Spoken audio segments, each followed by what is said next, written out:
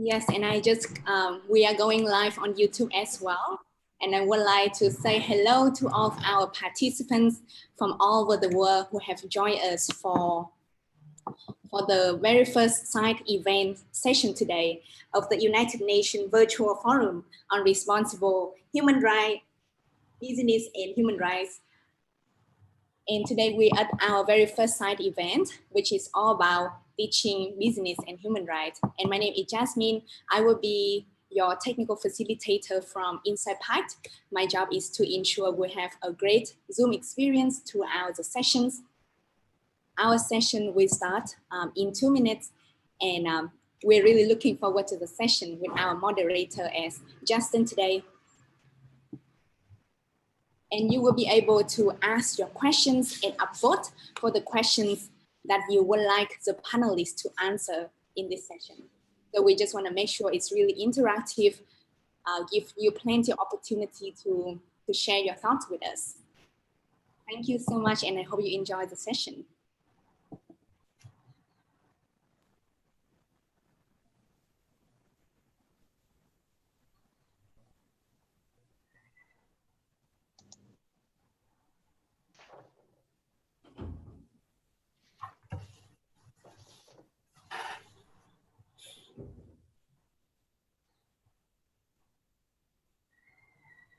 Jasmine, shall we start the session now or a couple more minutes? Yes, let's start in 1 minute. It's in my time. Okay. Thank you, Justin.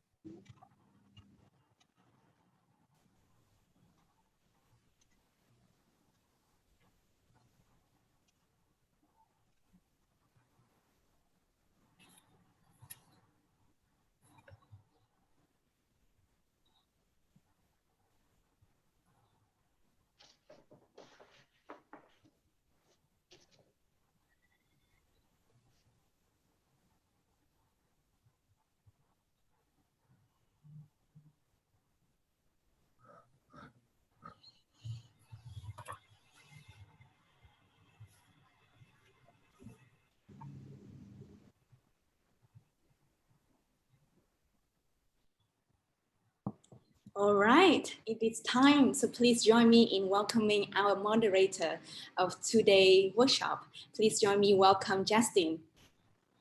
Thank you so much, Jasmine, and very warm welcome to everybody from all around the world to the UN's Virtual Forum on Responsible Business and Human Rights.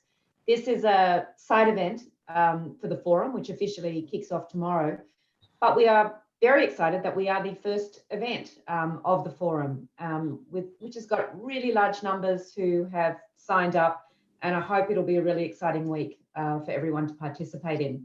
It's disappointing that we can't all meet in person, but I think what it means is that we've probably got more people talking and collaborating than we might otherwise have had, and a much wider range of people from different regions.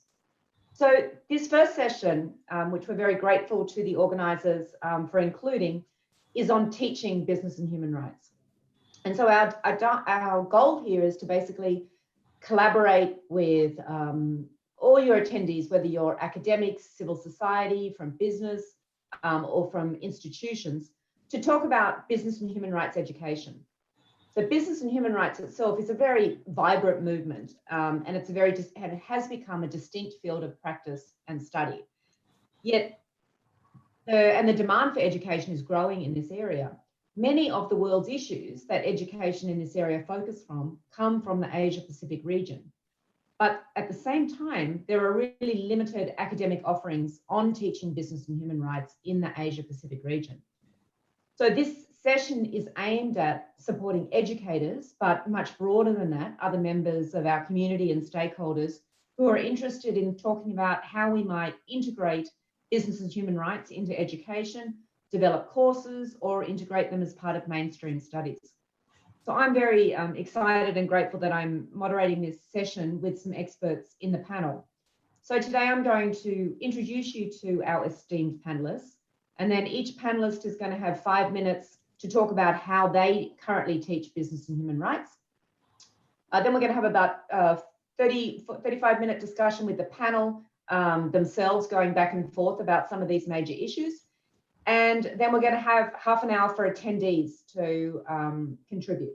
The way that you'll contribute is through the Q&A function. That if you look pass your mouse across the main body of your screen, you'll see Q&A come up.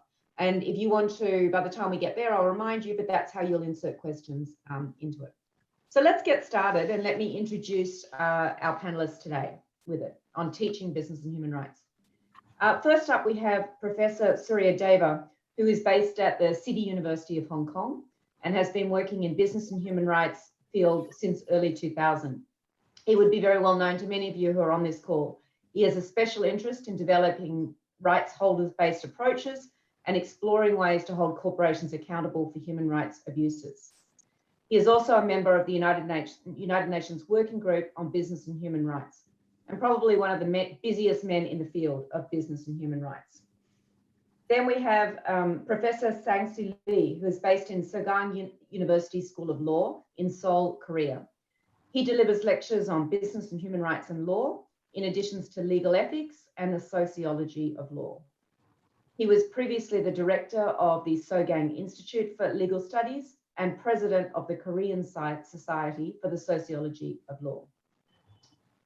Then from India, we have Professor Vasanthi Srinivasan, who is a professor in organizational behavior based at the Indian Institute of Management in Bangalore.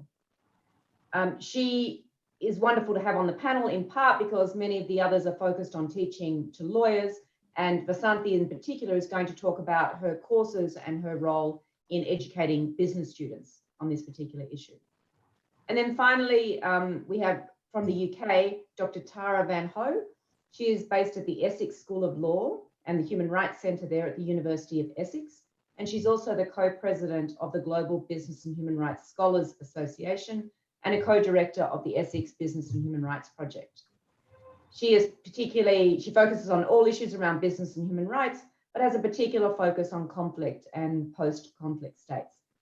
So we've got this panel from Hong Kong, Korea, India, the UK, and Australia. And I know attendees from all over the region and around the world. So it's very, we're great that we can present this global perspective that is in particular going to focus on teaching business and human rights in a particular context in which we all do. So to start off, as I said, each panelist is going to speak for 5 minutes. And Surya, I'd like to invite you to start to talk about how you teach business and human rights and particular issues that you focus on. Thanks. Thank you, Justine, and hello, everyone. It's great to be part of this panel, and I would like to share briefly my experience so far in teaching business and human rights.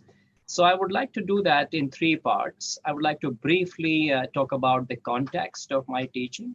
Secondly, I will refer to the content of the course that I teach.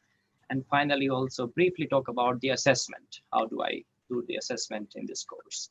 In terms of the context, so I started teaching this course at the law school at City University of Hong Kong in 2007.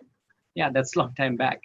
And I don't know, but I guess that not many law schools in the Asia Pacific or globally were teaching a standalone course on BHR in 2007. So probably it was early days, I would say, because even the UN guiding principles were not adopted at that particular point of time.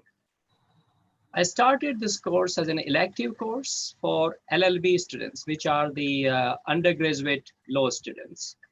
But in the last few years, I also offered this to postgraduate law students, which is JD, comparable to US, Australia, or in Japan, or also master's student, LLM students. So, and the LLM course is now also part of an elective course in a specialized stream of LLM on corporate and commercial law.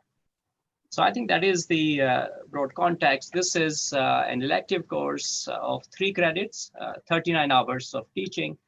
And I teach it, I started more like a lecture and tutorial format, but now I do it more like a 3-hour seminar, which is an interactive seminar, and students have to read beforehand, and there are a number of activities going on. In terms of the content of the course, as I mentioned to you, 39 hours. So we have 13 teaching weeks in Hong Kong. The last week, I keep it for an exercise. or students asking some oral questions. So let us say we have 12 weeks of effective teaching.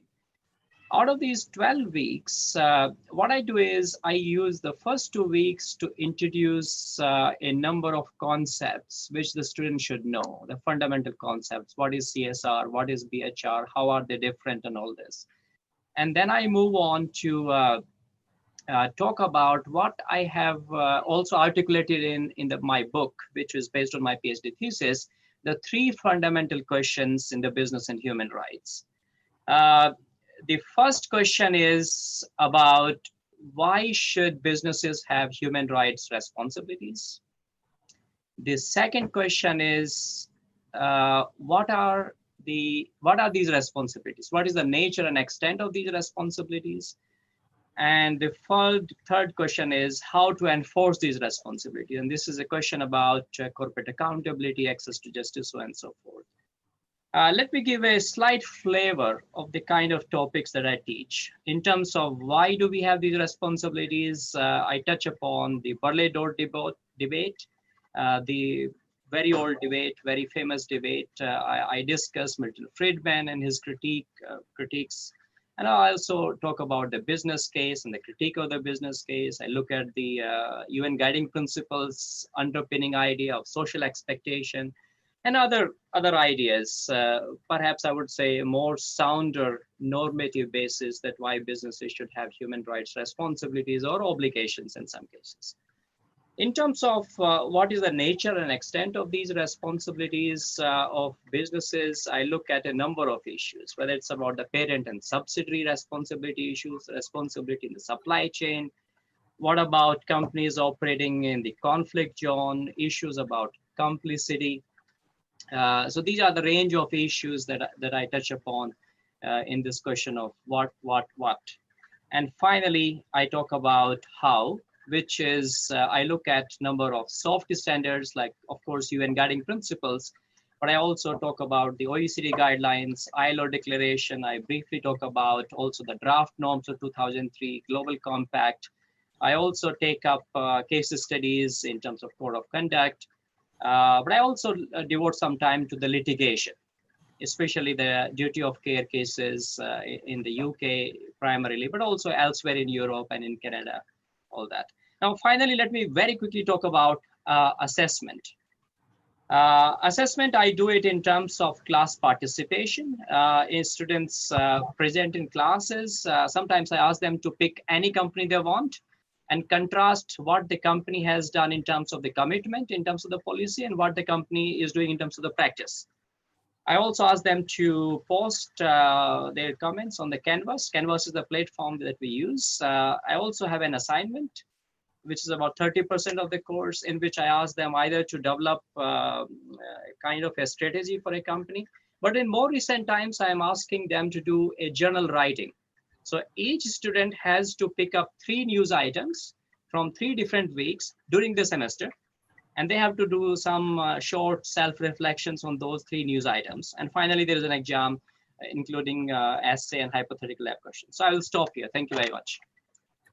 Thanks, Arya. That's a great start to give us something to go from. So now I'm going to turn to Professor Sang-Soo Lee to talk for 5 minutes about his approach in Korea. Thanks, Sang. Thank you very much. I'll talk. My teaching is very similar to that of Surya, and I have several places to teach business human rights. First one is at law school. Law school is much like American style legal education. It is established in the graduate level, and all of them, or most of them, will be lawyers. At that school, I opened at first I opened the corporate social responsibility and law. It was 2010, and it lasted until 2016. And my focus was moving toward more on the business human rights issues. And from 2017, I changed my lecture into business human rights. After that, my discussion in the classroom is mostly focused on the business human rights issues rather than corporate social responsibility. The contents of teaching is very inclusive. Every issue is discussed in my class. For example, some settings of PHR in terms of globalization and human rights violations. And we talk about global compact and norms on business human rights. And I spent a lot of time in understanding UN human rights, UN guiding principles. And we also talk about OECD guidelines and NCPs and the ATCA. In this time, we are talking about complicity issues and extraterritoriality issues. And we talk about Dodd-Frank Act and the conflict minerals. And we also talk about French Duty of Vigilance Act and supply chain issues and public procurement. All of these issues discussed. And also previous human rights treaties. And this class is open for the law school students. So we are talking about previous human rights and the role of the lawyers and law firms in terms of previous human rights. And we are talking about case studies, which happens in Korea. So I'm dealing all the issues, and the students are required to write some small essays, which they have interest in. So we do not have tests.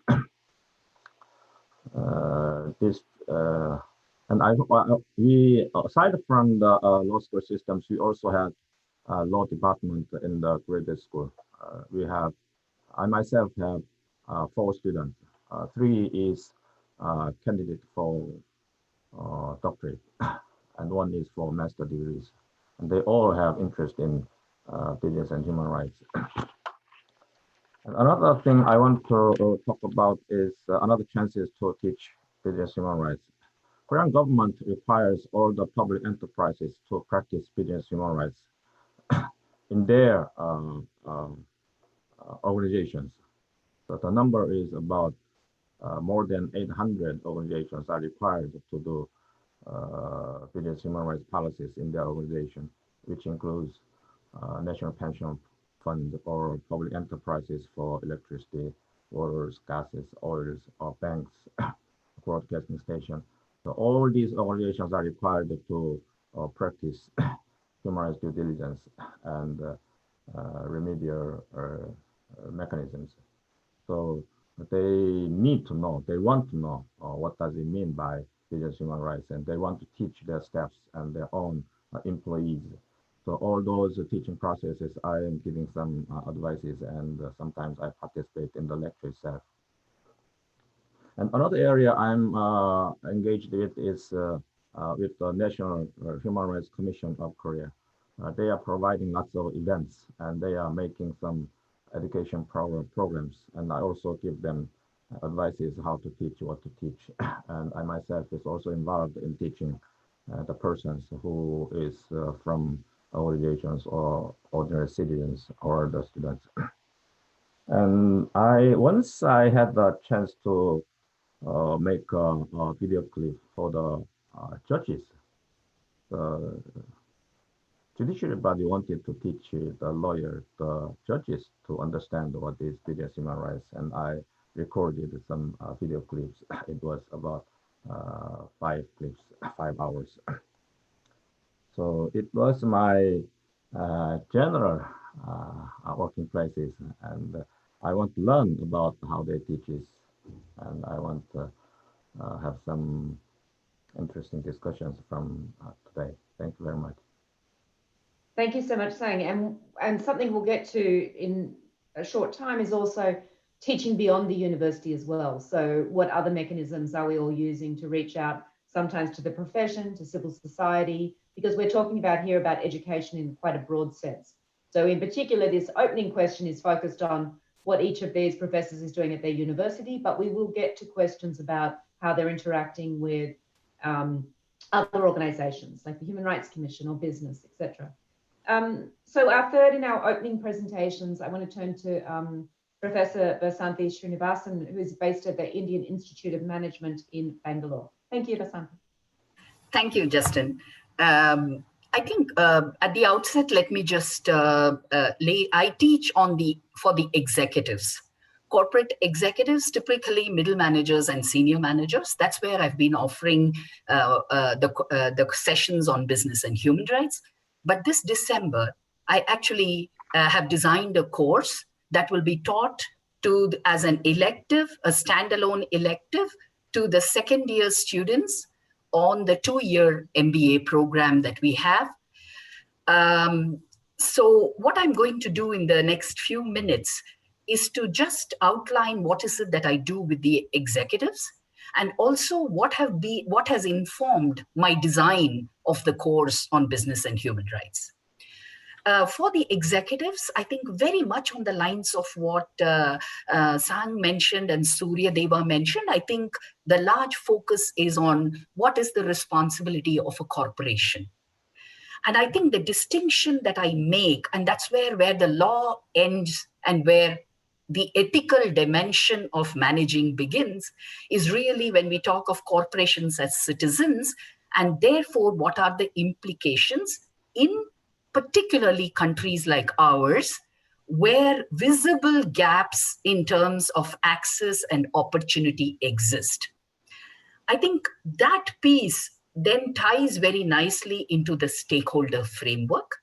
And once we get them to see the stakeholders, the difficulty that I have found there is transitioning to get them to look at rights holders. But fortunately for us, whether it is land acquisition that is happening for economic development, or whether it is the case of being a part of global supply chains, I think it gives us a nice segue into what is rights. And the advantage that we have is that everybody is familiar with the word because our constitution enshrines the fundamental rights. And then we kind of build and ask, what does it mean when you talk about rights of individuals? So this discourse, and therefore I close with a leadership perspective in terms of why companies have to engage with human rights.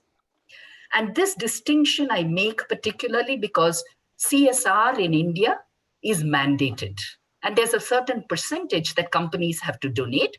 So I make this distinction between a social responsibility of business given the inequality to the ethical dimension of running a business, and thereby separate and link both of them to the SDGs.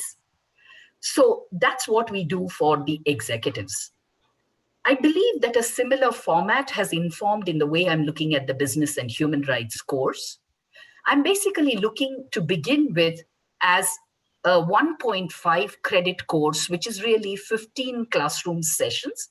And the reason I'm doing this, because it is very unusual in our business school, we usually have a 3 credit, 30 sessions, 20 sessions, sorry, 1.5 hours. So the reason I did this, because I am not confident that there are enough cases for me to be able to take into the classroom, but I expect that next year it will become a 3 credit course. So in the 1.5 credit course, I have basically 5 themes. The first theme that I'm working on is, why is it that managers have to look at business and human rights? And that's very similar to what I do with executives and the changing role of corporations. The second theme that I have is, where does the CSR debate and the human rights perspective differ? And then go on to identifying rights holders. I have chosen deliberately to focus on the UNGP with particular emphasis on due diligence. The reason is I believe that young managers need to have tools and techniques to be able to go back when they get into organizations to inform and influence the organization. So I intend to spend a significant amount of time on the human rights due diligence process. And I also am going to spend time on looking at where does it link or stray away from a risk management perspective, and therefore how can they shape the narrative of risk management within the corporate conduct. And the last piece that I'm looking at is to sensitize them to the human rights impact assessment process, and then also look at how do organizational processes the whistleblower policy, the code of conduct policy, the ombuds processes, the existing leadership norms and culture in the organization? How do they actually align to a larger canvas in which one can look at business and human rights? So these are broadly the themes around which I intend to anchor. Most of my courses are experiential in nature, and therefore the formats that I choose is 30% self-reflection. And I like the idea of what Surya just mentioned about a journal. So I'm going to kind of take that on. But the second one that I do is actually get them to do a value chain analysis of the organization's particular sectors, so that they have an understanding of the kind of human rights issues that come up in each of the sectors. And the third piece that I have is a kind of an open-ended case analysis, kind of an exam format. So this is broadly how I'm looking at assessment. I think the objectives of the course that I'm looking at right now are very simple and threefold: to create an awareness and a bit of an understanding on the business and human rights. The second one that we are looking at is to be able to equip them with tools and techniques. And third one is just to build a little bit of critical thinking on this whole area. Let me stop there for now, and maybe we'll come back in the next round. Fantastic, Vasanthi. And that also gave us a really great insight, which we'll take up later, between, we can see some differences emerging between teaching law students and teaching business students. And so we'll take that up as we go along. So last but not least, in our final opening presentations, I'm going to turn to Dr. Tara Van Ho, who is based at Essex University and who is up at a very early hour. It's about, it's closer to 5:30, even though it looks like the middle of the day over there. So Tara, we really appreciate you joining us, and we look forward to hearing about your teaching. Thanks. Thanks, Justine. So at Essex, we have an LLM and an MA, we have separately 6 LLM and MA programs that are specific to human rights. And so we've been teaching business and human rights as part of these programs for about 20 years. I inherited them from my former mentor, Professor Sheldon, well, still my mentor, Professor Sheldon Leader. And it's taught first as a standalone class, but then it's also integrated into several core classes for each of the degrees. And increasingly it's integrated into as standalone sessions in classes outside of our degrees. Traditionally, our students have been human rights master students, but we've now opened it up to our commercial law side as well. So we have students who are doing their LLMs on commercial or trade law. And starting next year, I'm very excited. I think you guys are the first to hear this publicly, but it is up on the website that we will have an LLM in international law that's much more broader than our current LLM programs. And so our business and human rights class will be open to that. In addition to the business and human rights class, we have a class on investment, trade, and human rights, which follows our business and human rights class and then develops specifically how investment law and trade law impact on the rights of corporations versus the rights of individuals. I'm just going to focus on our standalone class for now. We start with issues. We start with sort of the broad range of issues and look through how businesses can impact on human rights in a variety of different ways and on the full range of human rights. We also spend a little bit of time at the beginning introducing human rights to the commercial lawyers and company law to the human rights lawyers, because even though we're dealing with postgraduate taught students, the reality is if, depending on where they did their degree, they might not have even had a class in human rights. And many of the human rights lawyers skipped their company law class. So we spend a little bit of time, the company lawyers, the commercial lawyers tend to come in with the idea that human rights is this instinctual belief system that we each have, rather than a set of required actions. We also, on the other side, have to explain to human rights lawyers what a corporate personality is, how companies function, what the role of managers and directors are. So we spend a little bit of time getting these two groups to talk to each other and to speak the same language. Once we have that down a little bit, we then move into the specifics, and we follow the structure of the UN Guiding Principles, although the content is much more diverse than what's in the Guiding Principles. So we start with the state duty to protect. What does that mean? And what do we expect states to be doing?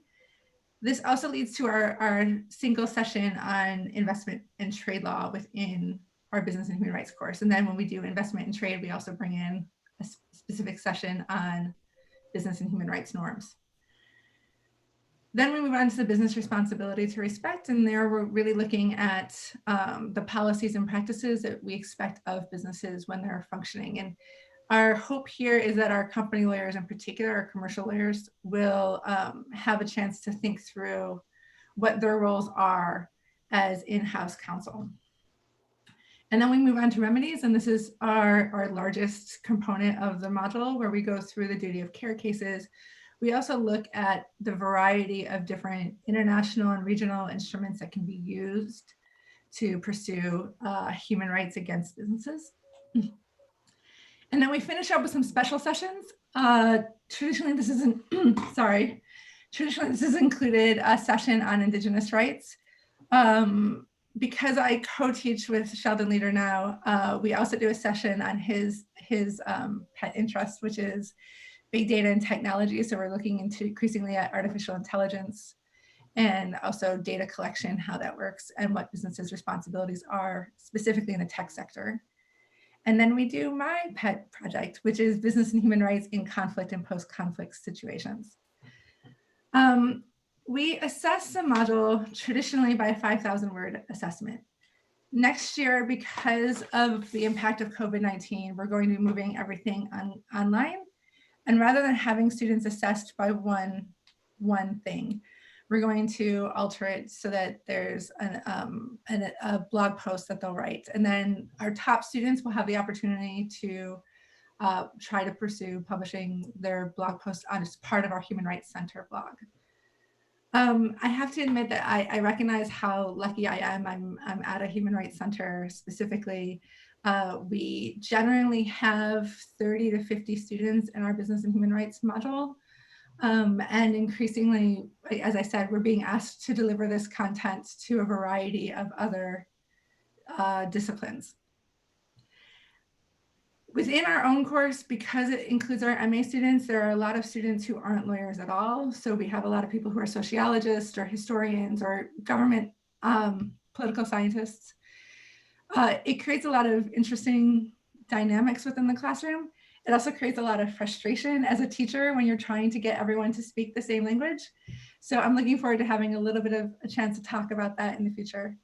And as Justine said, I think everyone who teaches in this area teaches to various audiences outside of the classroom. So I'm also looking forward to talking about how we work with civil society or the summer schools that Justine, Surya, and I know all teach on. So thanks, Justine. Fantastic. Thank you so much to all of you for setting the scene. Just before we go on, let me remind any attendees, if you would like to submit a question for when we get to our discussion forum for the last 25 minutes, please submit that through the Q&A box. I see that some of you are submitting chats, which is fine for a continuing conversation. But if there's a specific question you would like us to answer when we get to the discussion, please put it in the Q&A box for it. But the discussion that's happening in the chat box is a very rich one, so I encourage you to follow along with that as well. One of the first questions I'd like to ask the panelists is, you're all teaching in very different parts of the world.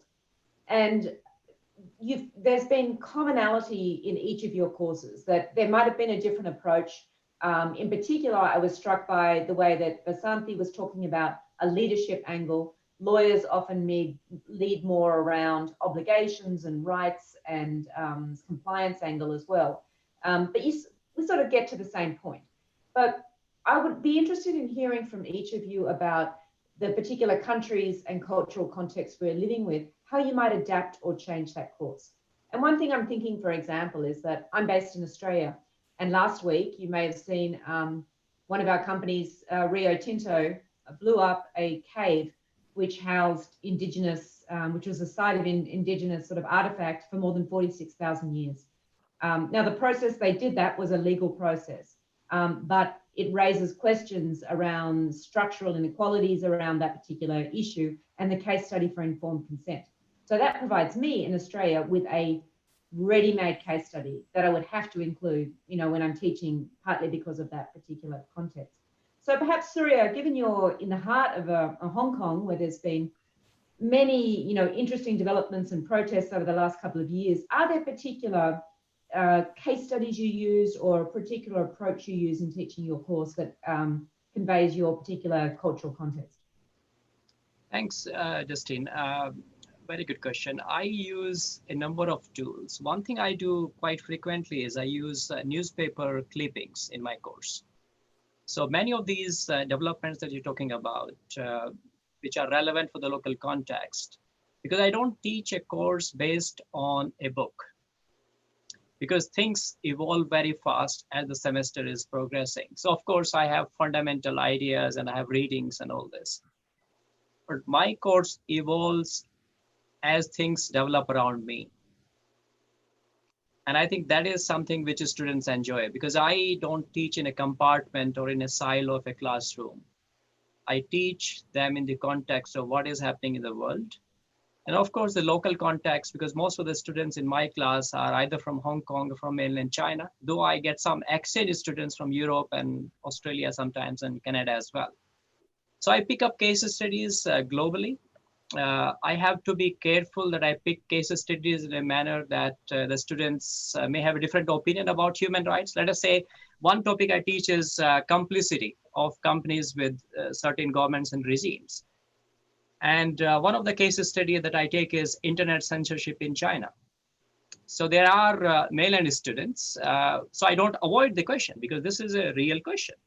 But I teach it in a way that they can understand different views and opinion on this. And I think we normally have a live debate. In the context of the protest, one case study which is quite relevant, for instance, is Cathay Pacific.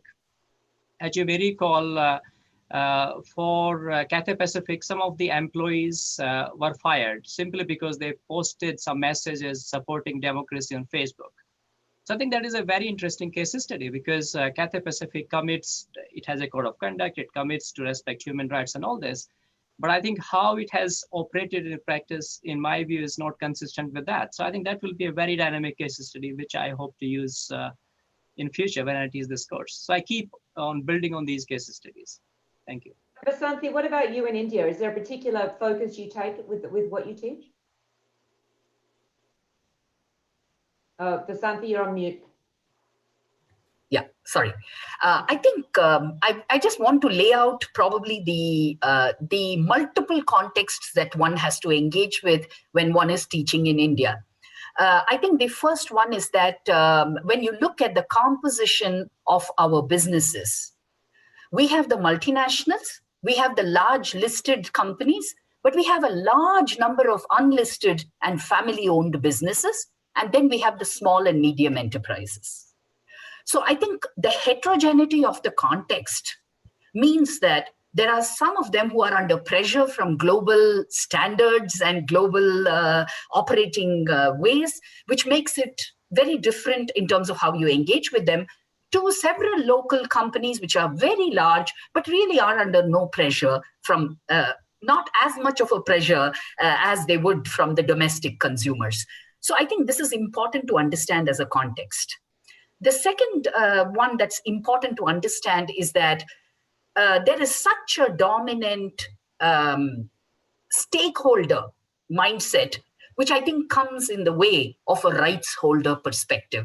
And I know it's going to be controversial, but I'm still going to lay it out, because I think the business discourse, given its origins in agency theory and transaction cost economics, I think has a particular way of how it looks at stakeholders. And I think when we come to talk of rights holders, we have to challenge the beliefs that actually organizations have created over the last 2 decades on stakeholders.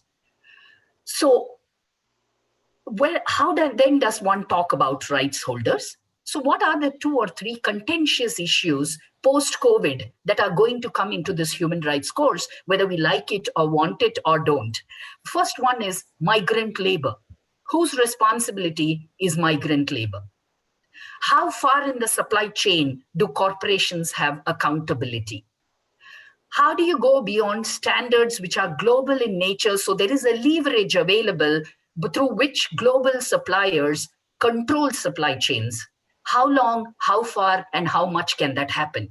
There has to be a kind of consciousness in terms of actually looking at how do we take that rights perspective when we look at domestic businesses where there are really no such levers or pressure from consumers. So I think what's becoming clear is one, migrant issue. The second challenge that we have faced is vulnerable groups, disempowered groups who have no access and opportunity. How do we actually discuss what is the role of business there? The third one, land acquisition and land rights, is another contentious issue. And last but not the least, gender. With the weak economic empowerment of women in the Indian context, I think gender rights is another one that legitimately businesses have to kind of confront.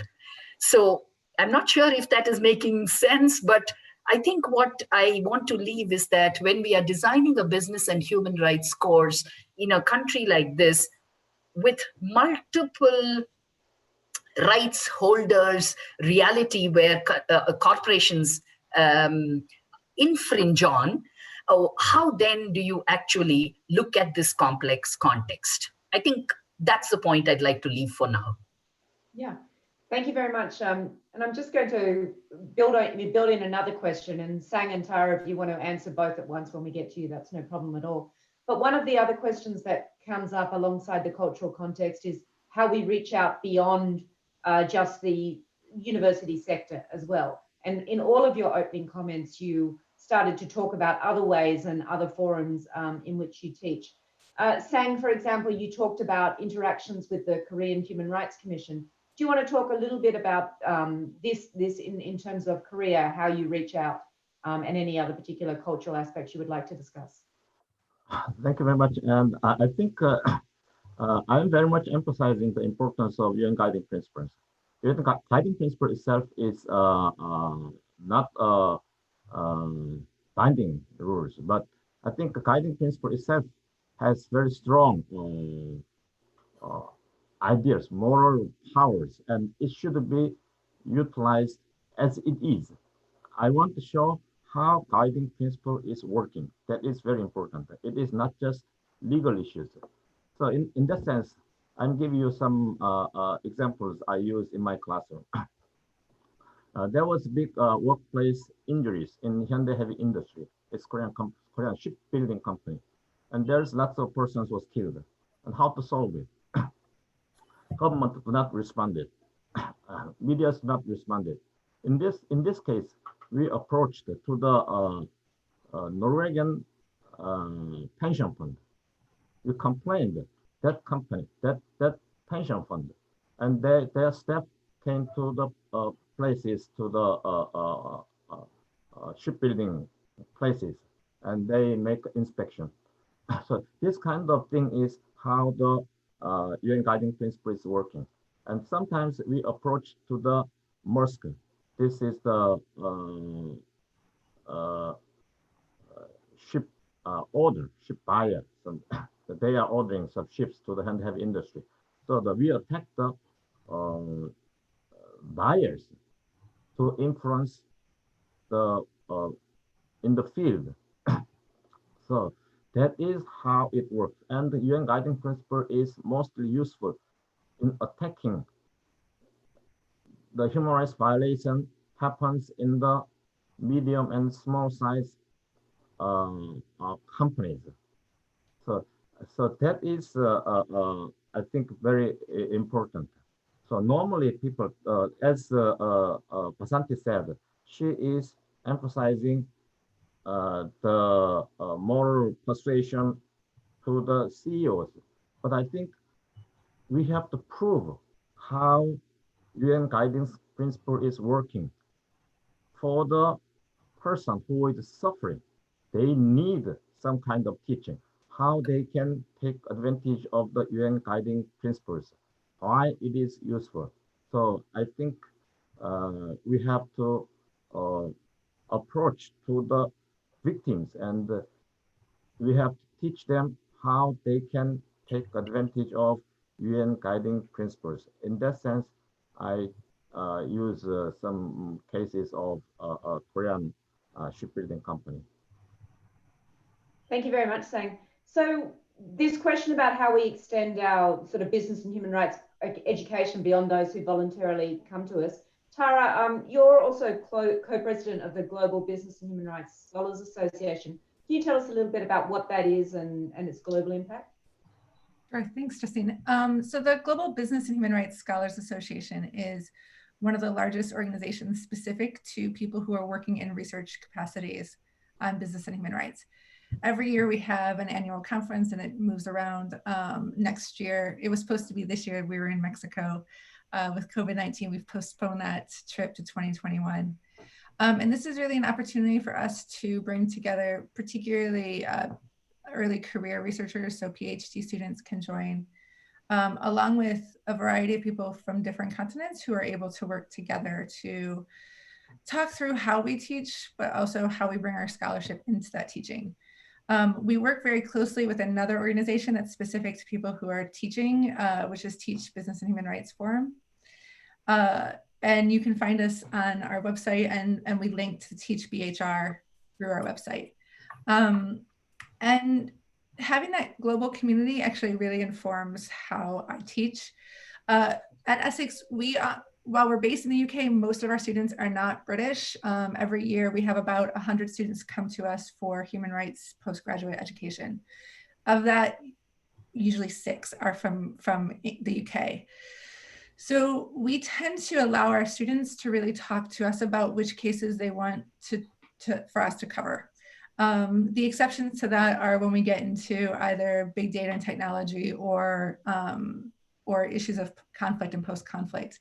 Then we choose our own cases. But last year we had a lot of students from Thailand, like an unusually high number of students from Thailand, and they really drove our conversations about business responsibility towards refugees and migrant workers, business responsibility in supply chains, and also issues of equality and non-discrimination, particularly along gender and sexual identity, gender identity and sexuality. So we allow them to kind of set forth this pattern. And when that happens, I really rely on the network of scholars that we have in the Global Business and Human Rights Scholars Association to kind of help me think through a lot of those issues. And I think having that international network has proved really important for me as I continually reassess how we're teaching this issue. So while the general structure stays the same, the content that goes into our weekly sessions changes every year. Like Syria, we use a lot of real life examples that we pull from newspaper articles or blog posts or case discussions. Knowing where those resources are, knowing how to get access to them, it really needs that sort of international community, because I am very limited in my language skills. I speak English. I can read other languages, but really being able to access that stuff, we rely heavily on the scholars community to help us push that forward. In terms of how we reach out to other people, I mean, I'm assuming Surya will at some point discuss his intense course that Justine and I have both taught on. I also teach on an intense summer school in Italy that takes place over 1 week. Essex has in the past run our own sessions as part of our Human Rights Methods summer school.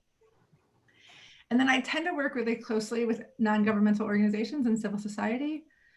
And they bring me in for either one-off sessions to talk through specific issues, often associated with conflict or post-conflict, or to come in for a couple of days to work through issues.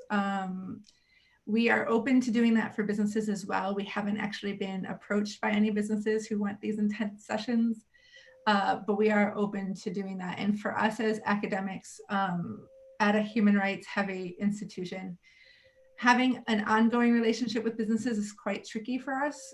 We have had issues in the past where businesses have come to us with less than pure intentions. But when it comes to training, that's a very easy way for us to partner with businesses, and we're always open to that. And we think that it's really important that businesses have that kind of ongoing, continuous learning on these issues. So in terms of how can we reach out to the broader business community, what is our role as scholars and teachers? that I think is an area that we really need to develop more of. And I think there are some people within our Global Scholars community that do that really well. And I think it's a place that we have a responsibility to really work with businesses in that specific way, because when it comes to sort of evaluating your policies and processes, that gets a lot trickier for universities. But when it comes to sort of teaching you what to do or working through real life case studies, that's a really easy way for us to partner. And it's something that our civil society partners that we value deeply, they get a little antsy if we get into some of the other stuff, but they're really supportive of us when it comes to that kind of training and outreach. Thank you. And Surya, just before, after this one, we're going to open it up to the Q&A because there's so many questions that have already come through. But Surya, I just wanted to give you an opportunity to talk about teaching beyond your sort of university setting. You and I both teach in, often teach in programs from the Diplomacy Training Program, DTP, in the Asia Pacific region, but you do that and other things, and I'd be interested to hear your thoughts about broader reach in teaching business and human rights. Thanks, Justine. I strongly believe that we need to build a tremendous amount of capacity on the ground of not only students, but also lawyers, business executives, government officials, civil society, trade unions, everyone, when it comes to business and human rights. And it is not enough for us to teach only our students at the law schools or business schools. So with that objective in mind, I started what I called Human Rights and Business Academy, HURBA, in 2016, before I joined the working group. The idea of this HURBA initiative was to create a mobile course in which we do not bring in students, rather we bring in experts to close to students in different parts of the world, especially the global south. So we started doing this course in India, and we're doing it only once in a year because I got very busy with the working group, so I don't have enough time. But hopefully once I finish with the working group, I'm going to devote more time on that. Because I believe that unless we build this capacity, like how many experts, academia, people we have in Asia Pacific, Justine, if we take out Australia and was part of Asia Pacific, very handful, who can independently write and teach on business and human rights issues. How many in Asia Pacific? How many of these are influencing the business and human rights discourse at the global level? Very few. And that's why I would like to build that capacity more. So 3 things that I'm trying to do. One is this HURBA courses, and please watch out for this. This is going to be virtual this time, 6th to 10th of July. And both Justine and Tara will be part of that course. So we'll release it tomorrow, the curriculum and who will be teaching what.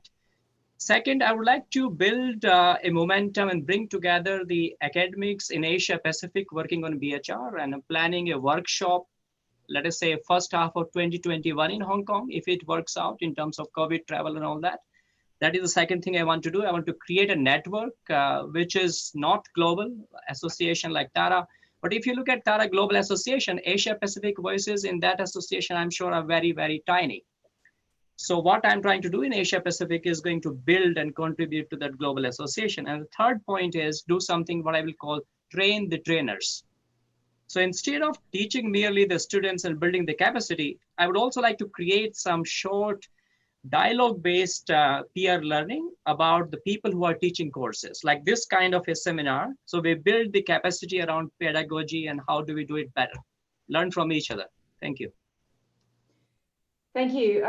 Because we've got so much interaction now from the attendees, we've nearly got 200 people online, I'm going to just pick some questions. And the panel, we all won't get to speak to answer every question. If there's something you really would like to speak, please jump in. But it might be that one person answers so we can get through a few of them because we've got quite a few questions. One of the questions up the top is around the sort of the focus on what you teach, whether do you think the debate on business and human rights has focused too much on responsibility and less on developing adequate remedies? Remedies seem to be rare. Should we be focusing on this more in what we teach? Sorry, I'm just going to go back to you quickly because I know this is a big part of what you do around remedies. So perhaps you've got a brief response to that one. In fact, and I'm speaking my personal capacity, I will entirely agree with this. And I was supposed to give a talk at SX last year or this year. I don't, early this year. Yeah, 2020. and the talk was that how do we bring back rights in BHR? Because my view is that BHR landscape is devaluing the idea of rights. And because if we do not have rights, we do not have remedies. So I personally believe very strongly, and I teach in my course, remedies and accountability is a key component. This is not a voluntary wish-wish thing that you do it for business case or something. To me, human rights are non-negotiable preconditions of doing business, period. And if you breach those preconditions, you must face the consequences in terms of remedies, which are effective. So I teach that, and I think we need to do more on that. Yeah. Tara, Justin, can I just add to that? In fact, the biggest challenge in when you're teaching this in the business context is really to accentuate the protect and remedy piece, because the tendency is to focus on the respect, and that's probably the toughest session also, where you turn around and say, what does it mean to be complicit? Okay. So I think the access to remedy piece in the business curriculum, I think we just need to deepen that more. Yeah, completely with what Surya said. Thank you. Yeah. There's a question here, and I'm going to direct it to you, Sang, to start with. How has your experience been in teaching topics on human rights? Are governments and businesses seeing the importance of these being taught by the education sector? What's your perspective of that from Korea?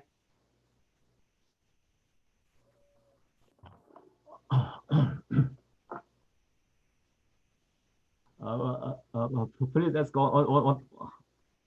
Please ask a little bit.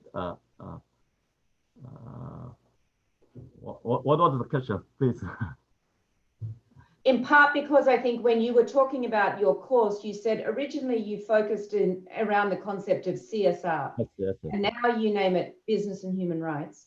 And so, what's the relevance of that? You know, is human rights a topic that's easily accepted as taught around this issue in Korea, or is it better framed as CSR to reach a broader audience? Yes, I understand. I'm sorry. I think these two perspectives is very different from each other, and the business human rights is much more fit me and to the law school students, and that is not just a matter of me or my law school students' interest.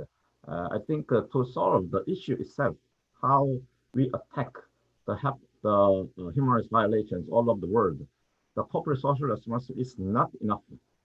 So the mechanism is different. So I think the human rights mechanism is business human rights mechanism much better, and especially the UN guiding principle is very important. It is very persuasive. It's a completeness, or its way is very original, and it is not be found in other places. In a sense that, for example, a former person asked about the remedy. A remedy can be integrated in the UN guiding principles. It is not just talking about the remedy from the judicial bodies. The remedy itself is integrated in the human rights management or human rights due diligence itself. The human rights idea itself provides some remedies. As I told you, the person who is suffering from the small companies, they can make a complaint, not direct his own owners, his own employers. He can complain this issue to the Samsung or Hyundai Heavy Industry or other outside companies. It is very powerful. It is working. So whenever I am teaching about the UN guiding principles or business human rights mechanisms, I spent a lot of time to persuade this is not a matter of individual companies. It is working together. If there's some companies, if there's at least 5 or 10 companies in Korean company who is committed to the business human rights values, then whole society can be changed because they all influence other companies. So they are interconnecting. So the person who is suffering from the human rights violations, they have to learn how to use these mechanisms. So it is how we increase the social pressures to the companies and to make it work, the guiding principle mechanisms. So that is my idea. Thank you. Thank you. The next question I'm going to direct to both Vasanthi and Tara, and it comes from Dorothy Baumann-Pauli in Switzerland. How do the panelists ensure that their business and human rights classes are not isolated in just either their business or law program? Do you show that your classes link up with the rest of your program? And she's also interested in hearing about how business and human rights education capacitates students to actually manage human rights in practice, perhaps beyond human rights due diligence. So that question about sort of not being siloed first. Tara, do you want to start, and then Vasanthi? Sure. Hi, Doro. It's nice to sort of virtually see you. So we first of all have a couple of core survey courses that go across all of our degrees. And when we do that, then we bring in a business and human rights specific one. And we sort of, you have to be, when you're doing those standalone courses, you have to be aware of what comes before and after you. And so we situate that discussion within that context. Depending on which program I'm teaching to, and depending on which discipline the majority of students come from, that can take a variety of different ways. So when I'm speaking to our MA students in particular, when I'm speaking to students in different disciplines, whether that's government or sociology or history, I tend to start with a historical understanding of how corporations and the notion of corporate personality developed, how our economic infrastructure and our current approaches, our current global dominant approaches address business and human rights. And then I move into business and human rights as a framework at the end. And that's intended to sort of make sure that the students are making these connections between what we're currently talking about and what they're studying either across their degree or specifically within that module. When it comes to thinking of how do you manage this practically and on the ground, at Essex, we pride ourselves in talking about how we train the plumbers of human rights, right? The people who go out and actually do and fix the human rights problems in the world. And now that's a massive aspiration, and I'm not going to suggest that that you know, if you come to Essex, you're going to solve all of the world's economic problems, although you might. So come on over anyways. But what we really try to emphasize is, what does this look like in practice? And so all of our modules and all of our courses are designed around that specific thing. Like, how do you take these vague aspirations that we've developed, work them into practical legal instruments, and then how do you take that and implement them in practice? So this goes back to the question about remedies. Because we're primarily training human rights lawyers and we're not training business operators or managers or directors, we're looking a lot at remedies, right? So that's a primary tool in which human rights defenders are able to raise these cases. We look at, what does that mean? We look at, how do you set up non-judicial remedies? What are the roles and responsibilities of civil society in working with businesses when they want to do that? And what are the limits of that as well? Because there is some natural tension generally between what businesses want out of non-judicial remedies and what civil society wants out of non-judicial remedies. So we work through that in practice. I think, I want to hear what Justine and Surya say, but I think generally speaking, people who work in this field and who teach in this field have to be really practically oriented. The problems are too big for aloof thinking. And if you're not really being on the ground with your teaching, you're missing serious numbers of issues. The guiding principles are great for what they are, but they are not the start and end of the discussion for business and human rights. The start and the end are in these practical cases that come up. The guiding principles fit into those practical cases, but they shouldn't be the thing that consumes us as scholars or as teachers. Thanks, Tara. Vasanthi, would you like to add to that?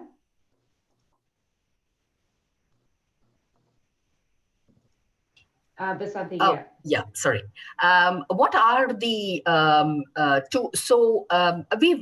so there are 3 courses that most of our students would have taken on the MBA program. The first is what we have a core course, which is Business, Government and Society. And there is a module there which actually brings in the rights perspective. And that section is actually taught by the lawyer, our professor who's from the legal perspective. So that kind of becomes the foundation. In the sustainability and environment sustainability, climate change, they take a rights perspective. And very interestingly, the corporate governance, which is another entry point, particularly for the executives when we teach, corporate governance is a compulsory module. And in the corporate governance, fortunately for us, the Companies Act, the India Companies Act in 2013 has legitimized stakeholders. And we've had disclosures for the last 10 years from the companies. And one of the disclosures pertains to the performance on business and human rights.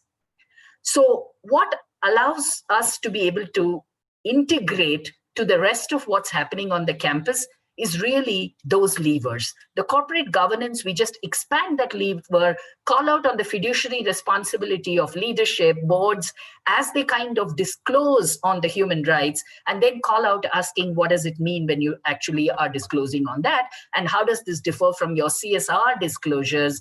And I think that's a nice conversation that we do there, which kind of integrates. And on the standalone course, I think given the stage of evolution of the course, I believe that in at least South Asia for some time, we need enough scholars who can do the standalone course for us to build capacity to then go out and integrate it with the remaining courses. Yeah.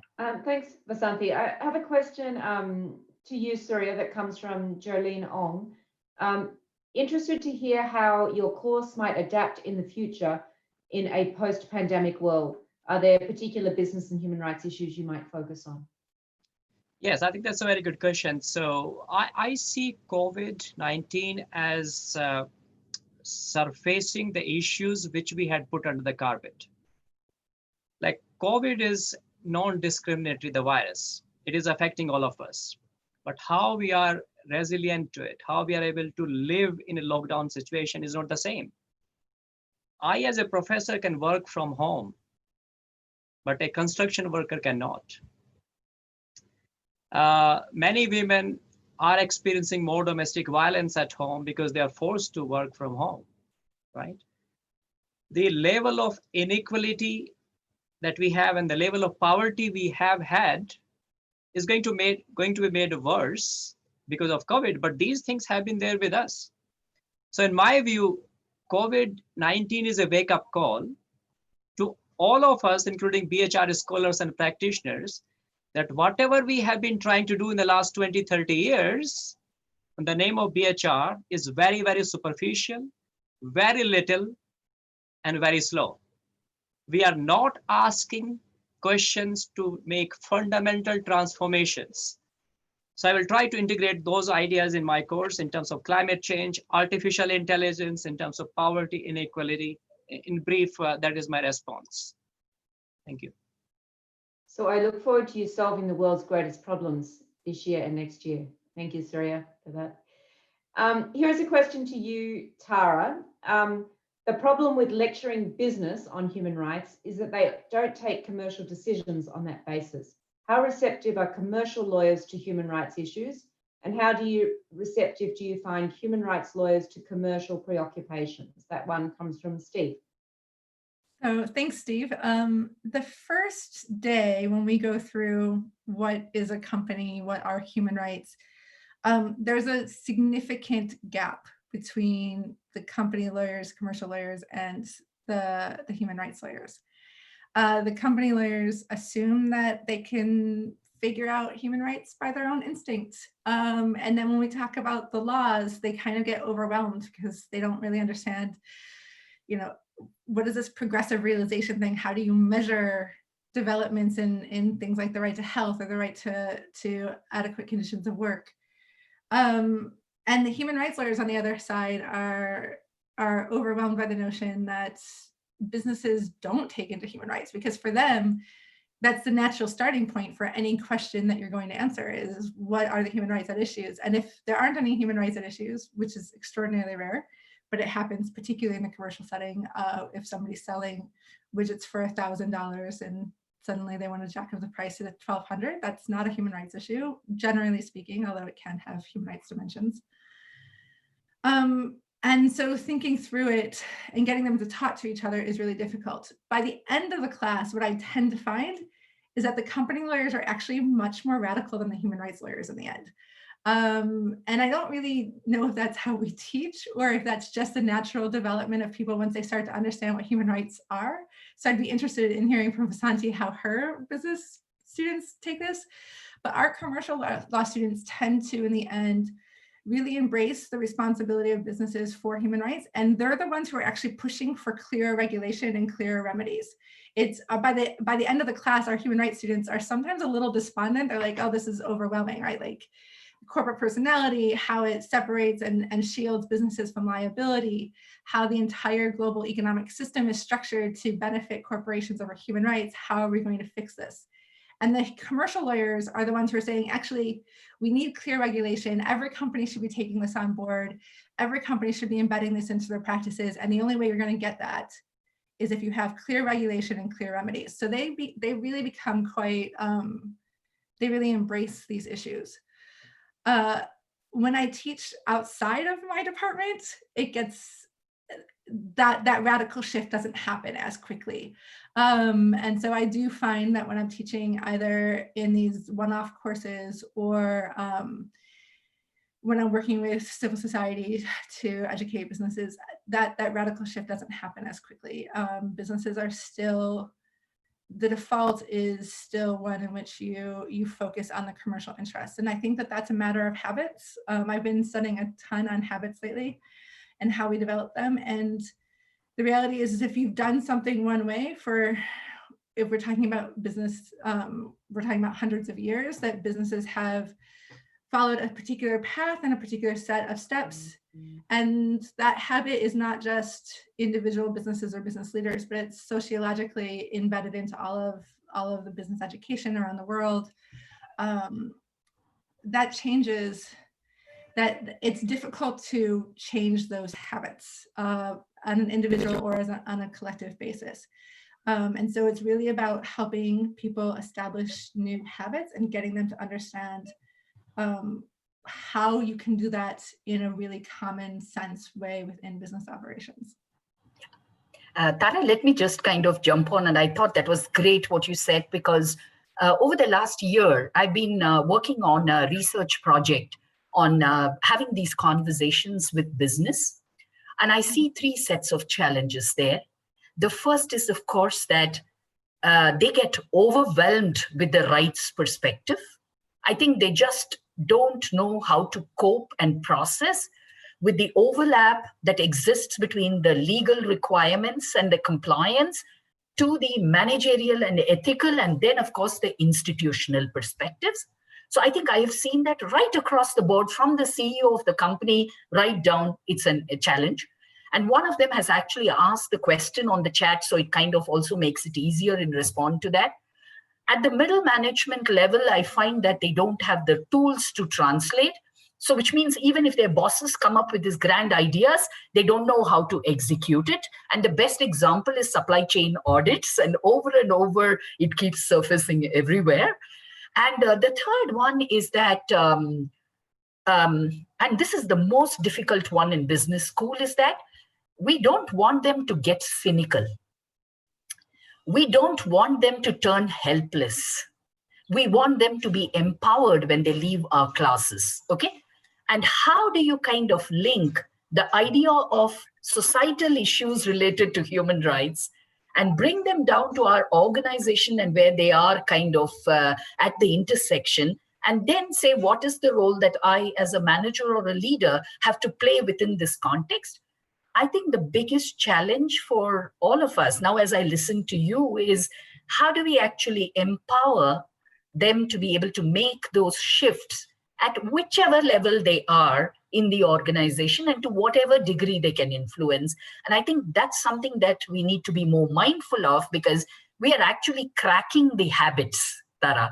We just, kind of cracking them. How do we break them and kind of empower? I think all of us as teachers are going to confront that question sometime or the other. Yeah. Thank you. Thank you, Vasanthi. Sang, there's a couple of questions on the chat, which I'm sort of trying to combine into one, but a lot of them talk about, some of them talk about corporate purpose and the need to discuss that when you teach. And also many of them are dwelling on a distinction between CSR and business and human rights. And I'd like to start with Sang and then go back to Vasanthi. Sang, when you teach your law students this subject, to what extent is it focused on a really legal perspective, or is it broader than that when you teach? Sang, you're on mute. If you just unmute. Actually, when I teach the law students who will be a lawyer in near future, but the problem is that we have to make the law itself to teach it. So we do not have the law currently, and actually in the classroom, I'm teaching the law of foreign countries and how they are making, and we are discussing what kind of law is actually needed. So that is a kind of a dilemma and some kind of a very cynical aspect of it. But I want to add some other aspects which is being discussed. We in Korea, many public enterprises, public corporations, they are required to do business human rights practices. They are required to business human rights due diligence, and they are required to practice human rights impact assessment. The problem we feel is that society is not so much changed. It is not to feel that the actual change has happened, and the person who is suffering from the business activities, they do not get benefit from these policies. So what is the reason between these gaps? Is it the reason why the CEO of the public enterprises do not understand human rights or do not understand the business human rights practices? But I think that it is not the question of whether they understand the idea of these human rights or BHR or mechanisms. Rather, they do not feel the need to practice that kind of practices. So they do not any practices to realize, to actualize the government policies. So that is the gaps. They need some kind of triggering actor is needed. So so that is our current point of issues we are discussing in these issues among the professors and among the NGOs. So how we can pressure them that is the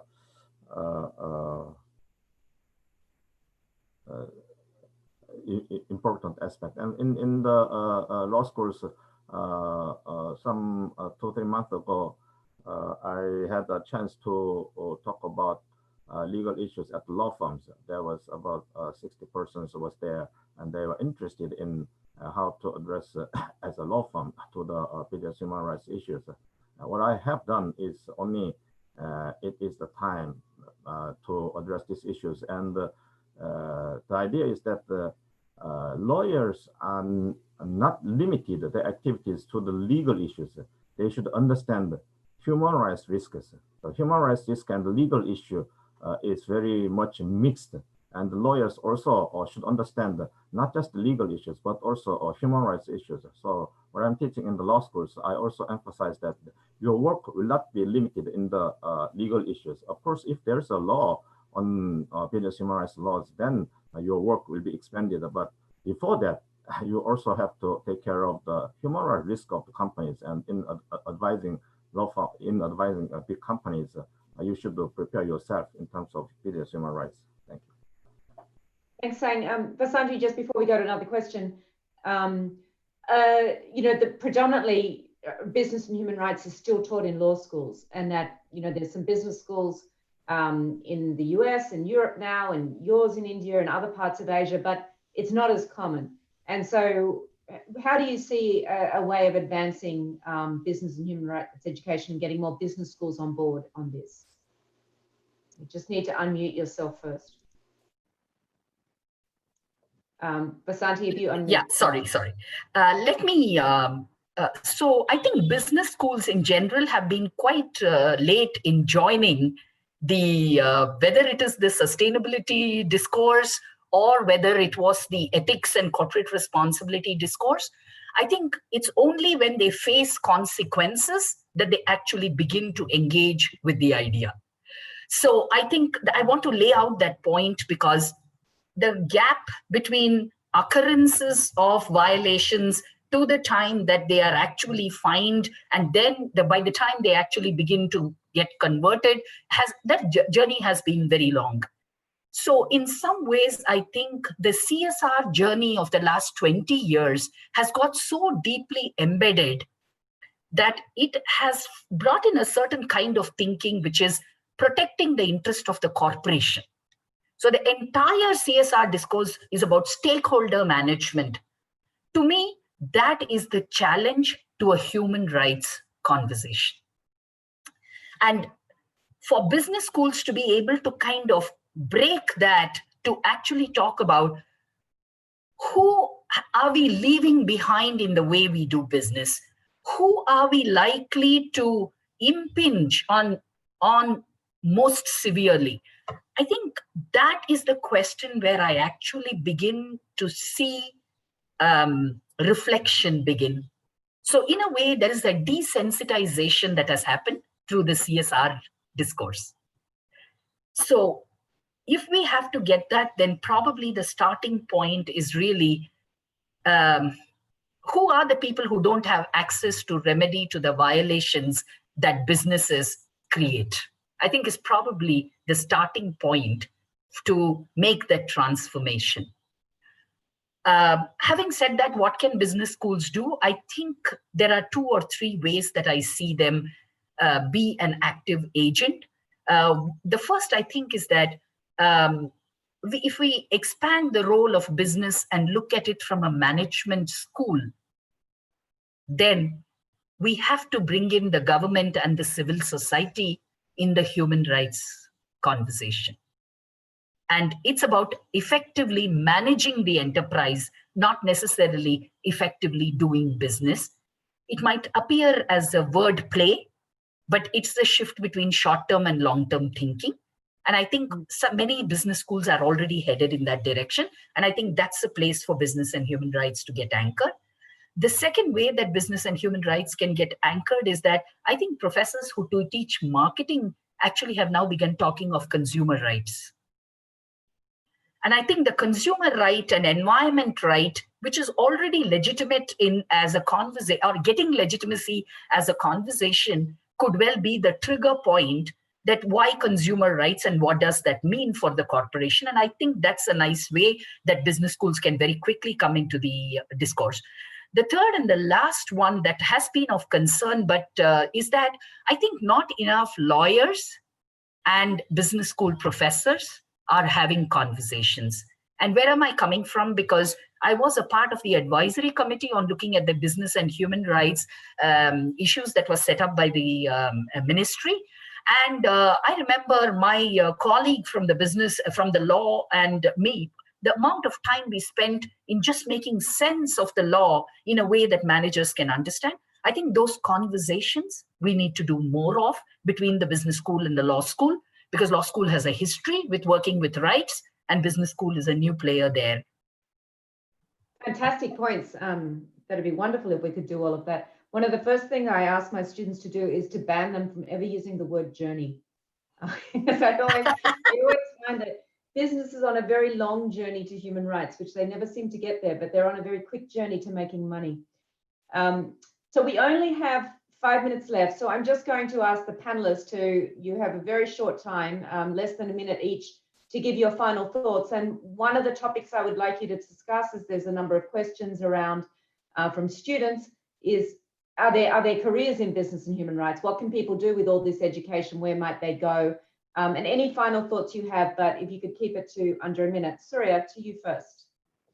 I think yes. Let me respond to this question about the career. I think there are multiple opportunities.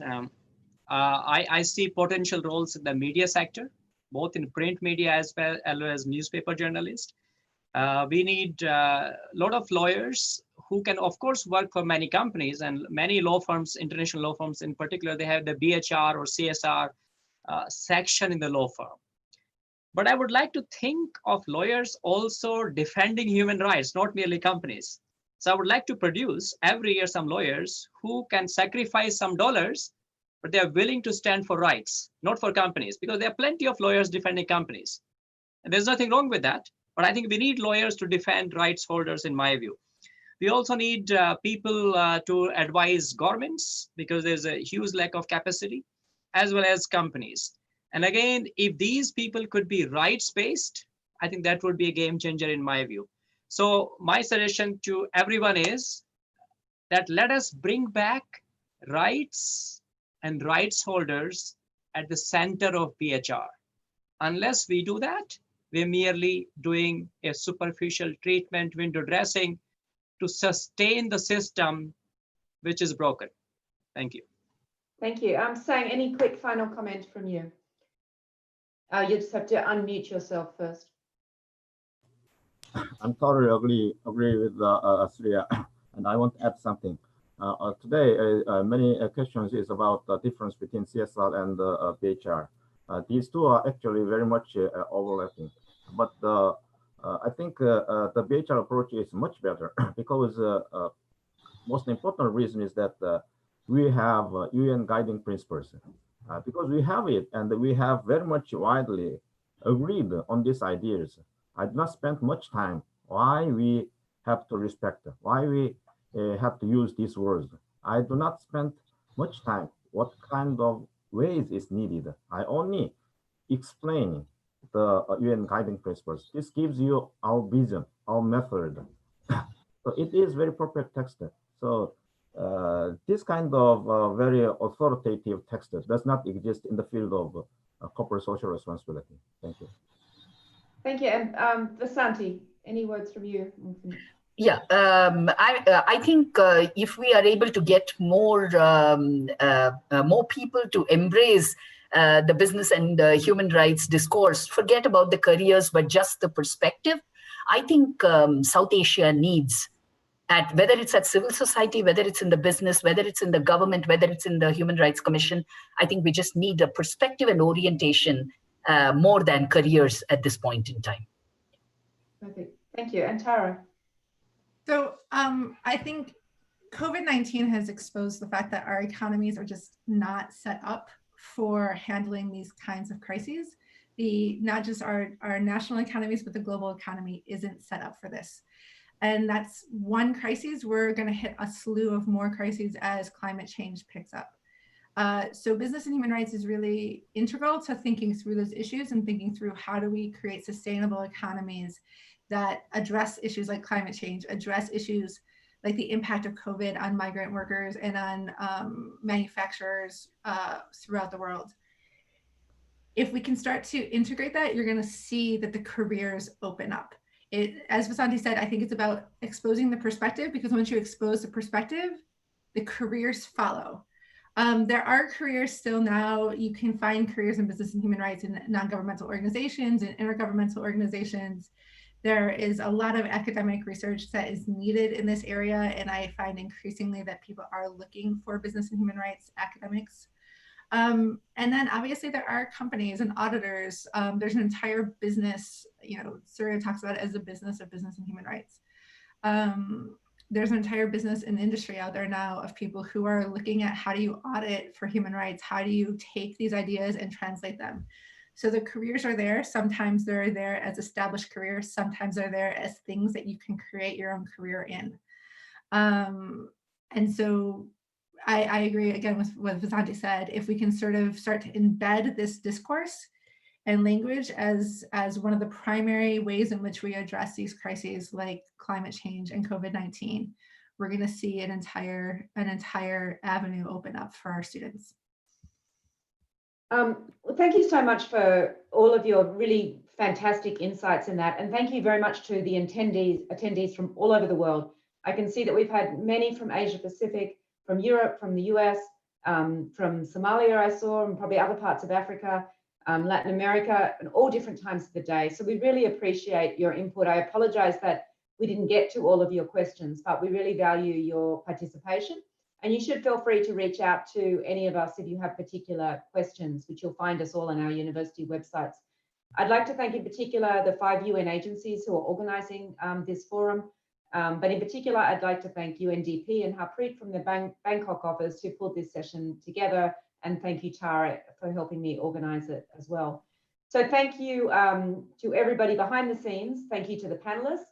And we look forward to a wonderful week of discussions and to really the growth of business and human rights education throughout Asia. And we hope that next year when we have a similar panel, that there are about 20 panelists that we're choosing from all over Asia and Pacific. Thank you very much, Surya, Sang, Vasanthi, and Tara. I look forward to seeing the rest of you as we interact this week. Thanks, everybody. Thank you, Justine. Thank you, everyone. Bye-bye. Bye. Thanks, everyone.